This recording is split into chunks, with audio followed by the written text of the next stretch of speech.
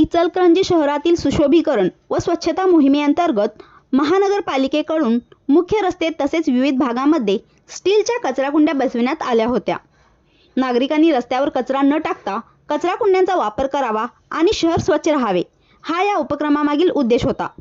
मात्र प्रत्यक्षात अनेक ठिकाणी या स्टीलच्या कचराकुंड्या अल्पावधीतच कोसळल्या किंवा निकामी झाल्याने या कामाच्या दर्जाबाबत गंभीर प्रश्न उपस्थित झाले आहेत।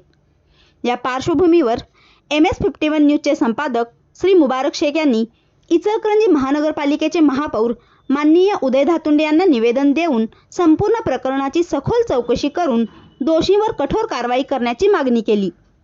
निवेदनामध्ये संबंधित कामासाठी मंजूर झालेला निधी, प्रत्यक्ष खर्च आणि काढण्यात आलेल्या बिलांचा संपूर्ण तपशील जाहीर करण्याची मागणी करण्यात आली आहे।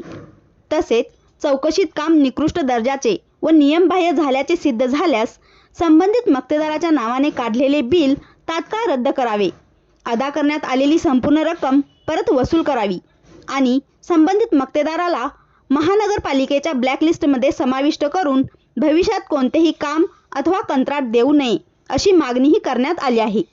याशिवाय या कामासाठी जबाबदार अधिकारी, अभियंते व संबंधित व्यक्तीवर शिस्तभंगाची तसेच कायदेशीर कारवाई करण्याची मागणी निवेदनातून करण्यात आली आहे।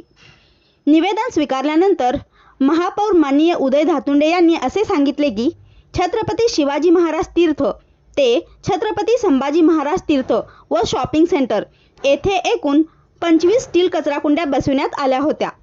मात्र त्या बसविताना संबंधित अधिकाऱ्यांकडून तांत्रिकदृष्ट्या चुकीच्या पद्धतीने काम झाल्यामुळे त्या अधिक काळ टिकू शकल्या नाहीत आणि काही दिवसातच निकामी झाल्या। या संदर्भात अनेक नागरिकांनी दूरध्वनीद्वारे तक्रारी व सूचना केल्याचेही त्यांनी सांगितले। महापौरांनी पुढे लवकरात लवकर नव्याने स्टीलच्या कचराकुंड्या बसविण्याचे आश्वासन दिले।